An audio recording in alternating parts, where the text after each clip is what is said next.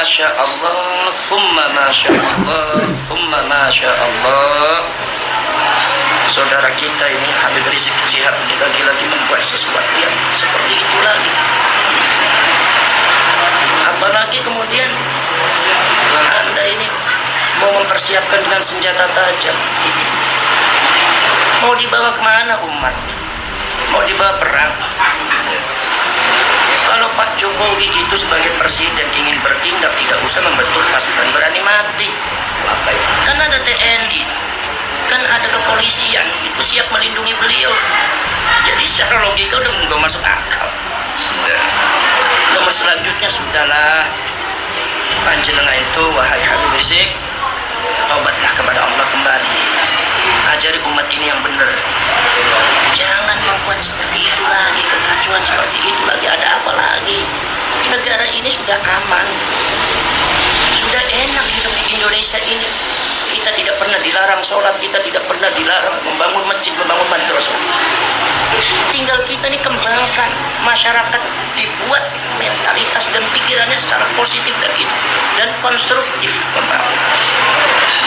Ini gonjang-ganjing masalah nasab saja masih belum selesai. Udah masyarakat ini masih geger. Ini Anda membuat seperti itu lagi. Ini umat mau dibawa kemana kan? Mau dibawa perang. Kalau mau dibawa perang, jangan membawa rakyat Indonesia. Jangan suruh rakyat Indonesia itu maju perang. Jangan. Kami sama-sama rakyat Indonesia tidak akan memerangi rakyat Indonesia. Anda dengan pasukannya, Bang Alwi semua habaib, suruh perang dengan TNI, dengan kepolisian. Kami pun juga punya TNI, punya kepolisian, mau apa? Tapi itu bukan solusi yang benar. Itu adalah emosi syahwat yang tidak benar. Saya minta kepada saudara Habib Rizik Syihab, fafirru ilallah, kembalilah kalian semua kepada Allah. Jangan membuat fitnah dan membuat gaduh di Indonesia. Berilah petunjuk kepada masyarakat yang benar. Ini dari mana informasi seperti itu? Kalau semua ada informasi seperti itu, tentunya sudah geger semua. Di kalangan TNI juga sudah geger, di kalangan kepolisian juga sudah geger. Dan tanggal 22 September, nah ini berapa hari lagi ya? Berapa hari lagi ini, bagaimana ini? Ya Allah, menurut saya itu nggak tahu saya informasinya dari mana itu. Ya, itu Habib Rizik menyampaikan itu dalam satu ceramahnya gitu. Bahkan kemudian dia mengatakan setelah memobilisasi laskar-laskar mereka dari FPI dan lain sebagainya, itu dia sendiri malah mau menjalankan umroh gitu. Menurut Rizik, ya itu Anda jangan umroh, Anda hadapi di depan dong. Anda jangan lari kemudian rakyat Indonesia suruh berantem. Itu namanya mengadu domba.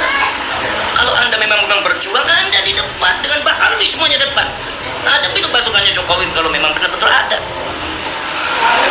Anda jangan lari. Dan ini saya jelas tidak setuju dengan ajaran-ajaran semacam ini. Membuat masyarakat ini skeptis, membuat masyarakat ini pikirannya pendek, tidak luas, membuat ukhuwah antar bangsa Indonesia ini tidak terajut dengan baik. Ini kita ini lagi mikirkan masalah polemik nasab saja, kita akan mau diselesaikan. Saya bilang jangan dihentikan, diselesaikan. Sesuatu yang dihentikannya ini bagai api dalam sekam nanti. Akan meletus. Ini masyarakat dituntun dengan baik, jangan diprovokasi, jangan difitnah. Kemudian kalau ada apa-apa antanya kemudian kabur, adanya ngumpet di belakang. Nanti Wahidin yang suruh maju, rakyat Indonesia. Mana mungkin kami merangi rakyat sendiri? Ya Allah, subhanallah, astagfirullahaladzim. kemudian satu lagi Gus, dalam pidato itu Rizik juga mengatakan bahwa pemerintah selalu mendiskreditkan kelompok Habib Rizik itu karena pemerintah tahu bahwa para Habiblah yang pertama kali yang selalu ada di garda depan dalam memerangi komunisme. Menurut Gus gimana? Sudahlah, jangan bicara seperti itu. Siapa yang komunis, siapa yang bukan sudah tahu semua. Iya, iya. Kalau bicara itu berdasarkan data sejarah. Jangan berdasarkan tuduhan dan prasangka. Dari mana komunisme? Komunisme di Indonesia mana mungkin bisa bangkit? Di sini rakyat Indonesia anti komunis semua. Dan siapa sih yang komunis? Udah jangan bertiap komunis, orang sudah tahu semua. Dan kita juga tidak menggeneralisir buat semua komunis. Orang sudah tahu sejarahnya bagaimana PKI, bagaimana komunisme di Indonesia, bagaimana sejarahnya berdasarkan data saja. Dan orang sudah bisa menyimpulkan.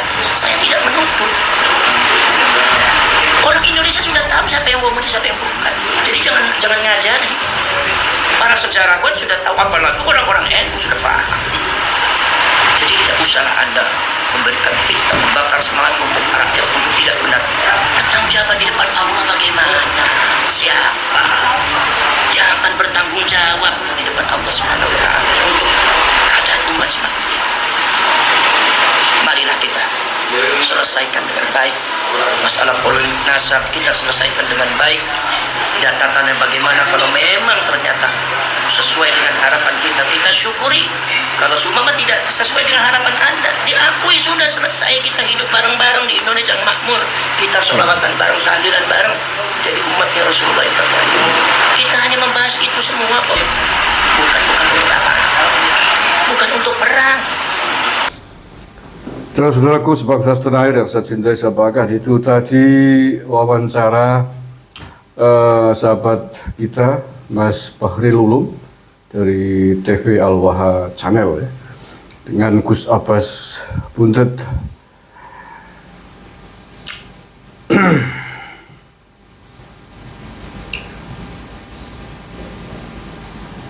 Ya, bahwa Rizik Syihab memang sangat provokatif, sangat provokatif, menghasut massa, sampai bahkan menyerukan untuk menghunus senjata tajam dengan provokasi yang diciptakannya sendiri. Ini kalau betul sampai terjadi nanti di Jakarta ada orang bawain golok gitu, bawain pedang, maka Rizik Syihab sangat layak untuk segera diringkus, ditangkap oleh petugas keamanan kita, oleh polisi kita. Iya, karena sudah nyata-nyata itu videonya menghasut massa, memerintahkan untuk membawa senjata tajam segala. Apa-apaan gitu. Jadi menegaskan kembali, sepakat dengan apa yang tadi disampaikan oleh Gus Abbas, bahwa polisi harus segera bertindak, tidak boleh tinggal diam. Apalagi siapa Rizik Syihab, polisi sudah sangat paham, sudah bola-balik masuk penjara, tapi masih tetap provokatif. Artinya tidak ada itikat untuk memperbaiki diri, untuk menjadi lebih baik di hadapan umat, tapi yang ada justru terus menebar provokasi. Bilang katanya yang membicarakan masalah nasab Habib adalah PKI, ingin memecah belah Habaib dan Kiai. Itu ngawur betul, mengajak memerangi PKI, mengatakan yang dulu memerangi PKI di depan adalah Habib. Dari mana ceritanya Kang Rizik? Dari mana ceritanya Habib dulu paling depan melawan PKI? Habib mana? Orang Yaman kita tahu semua kok di mana.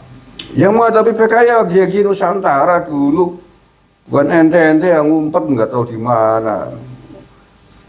Dan tadi benar yang dikatakan oleh Gus Abbas, semua orang tahu sih. Siapa sih dulu tokoh-tokoh PKI kita, ya Kang Rizik, sekali lagi saya tegaskan. Siapa sih tokoh-tokoh PKI dulu di Indonesia? Orang dari mana? Dari Indonesia apa dari Yaman? Keturunan Yaman. Ngomongnya kok mau maling, teriak maling gayanya. Mau cuci tangan. Dikira sejarah tidak tertulis. Dikira sekarang anak-anak muda begitu saja dihasut. Mentang-mentang dulu tidak hidup pada zaman pemberontakan PKI. Data masih ada, Bang. Jejak-jejak sejarah masih banyak tertulis. Orang tahu siapa itu Barak, siapa Muso, siapa Aidit. Itu orang mana itu? Itu orang sini apa orang dari keturunan Yaman? Dari marga siapa? Dari marga Al-Jawi apa marga Al-Bal'alwi? Enak saja. Perlu saya tambahkan sedikit, mungkin ada yang bertanya, mengapa dari Yaman, di Yaman Tanah Arab itu banyak ajaran komunis di sana. Bahwa kalau silakan dibaca literaturnya, bahwa Yaman itu memang satu-satunya negara di Timur Tengah, negara di belahan Arab sana, sebagai pusat komunisme terbesar di antara negara-negara Arab yang lain. Itu Yaman. Mengapa itu bisa terjadi? Mengapa Yaman menjadi basis komunis terbesar di antara negara-negara yang lain? Karena Yaman pernah menjadi jajahannya Uni Soviet. Yaman itu pernah dijajah Soviet, Inggris, Turki Utsmani dan lain sebagainya. Jadi itu ceritanya, mengapa kemudian di Yaman banyak berkembang atau banyak komunitas komunis di sana. Itu karena pernah menjadi jajahan Soviet. Jadi kalau kemudian generasi kader-kader komunisnya menularkan ajaran komunisme ke Indonesia, ke Nusantara, ya itu urutannya. Di sana yang pernah tumbuh berkembang biak ajaran komunisme di Yaman. Ya, paham? Begitu juga ada yang bertanya, loh, Yaman kan negara Muslim. Kata siapa negara Muslim? Bahwa di sana mayoritas Muslim? Mungkin iya. Tapi mengapa kemudian di sana banyak orang Yahudi di sana? Karena di Yaman pernah menjadi jajahan Inggris. Itu kemudian mengapa orang-orang Yahudi di situ banyak. Plus ajaran Yahudinya berkembang. Mengapa banyak orang Yaman yang DNA-nya DNA Yahudi, plat G, DNA G, termasuk di Indonesia? Ya karena dulu di Yaman itu pernah menjadi jajahannya Inggris. Orang-orang Yahudi dibawa Inggris ke sana, yang kemudian pada huru-hara politik yang terjadi di antara tahun 48 pasca Holocaust, ya, pasca tragedi Holocaust, tragedi pembantaian umat Yahudi oleh Hitler, ya, Nazi di Jerman. Itu kemudian orang-orang Yahudi diungsikan oleh Inggris ke negara-negara yang aman. Di antaranya adalah ke Israel, ke Palestina. Ketika itu belum Israel, ke Palestina tahun 48. Ada sekitar 50 ribuan orang Yahudi yang ada di Yaman, diboyong, dipindahkan, diamankan oleh Inggris ke Palestina yang sekarang kemudian bernama Israel. Setelah peristiwa itu kan kemudian PBB memutuskan memberikan tanah kepada orang-orang Yahudi di Palestina itu yang hari ini kemudian menjadi Israel itu. Nah, orang-orang Yahudi asal Yaman ini juga banyak diboyong oleh Belanda ke Nusantara. Sejak tahun akhir 1800-an, mayoritas atau yang paling banyak perpindahannya adalah awal-awal tahun 1900-an. Itu yang bawain orang-orang Belanda, penjajah Belanda ke sini. Penjajah kan sekutunya Inggris juga. Dibawa ke Nusantara masuk untuk dipekerjakan oleh penjajah Belanda, membantu Belanda untuk kepentingan Belanda menjajah Nusantara. Makanya ketika itu orang-orang Yahudi Yaman di Indonesia mengeluarkan fatwa untuk mengalahkan atau untuk melawan ulama-ulama Nusantara dengan mengatakan bahwa ajaran Thorikoh ulama Nusantara sesat, mengatakan bahwa perang yang dipimpin oleh ulama-ulama Nusantara melawan Belanda bukan perang jihad, bukan perang sapi. Itu ya fatwanya dari Yahudi Yaman demi melumpuhkan agar orang-orang Islam di Nusantara tidak percaya dengan fatwa-fatwa, tidak percaya dengan komando-komando ulama Nusantara untuk melawan Belanda. Dipatahkan itu oleh orang Yahudi Yaman yang beragama Islam. Ya, Yahudi itu tidak mesti beragama Yahudi, Mas. Ya, Yahudi itu genetik bangsa Yahudi.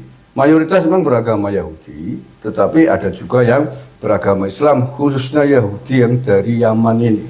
Mengapa? Karena dulu Yaman pernah di bawahnya Turki Utsmani. Yang mana ketika itu anak-anak Yahudi yang orang tuanya menjadi korban pembantaian, meninggal dunia, kemudian menjadi yatim piatu, anak-anak Yahudi di bawah umur 12 tahun ke bawah, kemudian diakui negara dan dipaksa atau diharuskan, diwajibkan masuk Islam. Itulah kemudian mengapa banyak genetika atau DNA Yahudi dari Yaman yang beragama Islam. Dan mengapa kemudian di Indonesia orang-orang imigran dari Yaman yang mengaku keturunan Nabi, DNA-nya Grek, itu urutannya begitu sejarahnya. Karena memang di sana banyak genetika keturunan Yahudi dari Yaman yang dibawa Belanda ke sini untuk bekerja kepada Belanda, bekerja untuk membantu Belanda di dalam menjajah bangsa Indonesia. Gitu. Oke, sekali lagi nggak usah percaya dan jangan terasut. Umat Islam di Jakarta khususnya dengan provokasinya si Rizik Syihab kurang ajar ini, dari penjara berkola kali kok masih terus aja provokatif, kapok-kapok ya. Polisi kalau besok ada huru-hara Apalagi ada senjata tajam segala, itu provokatornya sudah jelas. Rizik Syihab tangkap, ringkus, jebloskan kerusakan kalau perlu. Terima kasih. Assalamualaikum warahmatullahi wabarakatuh.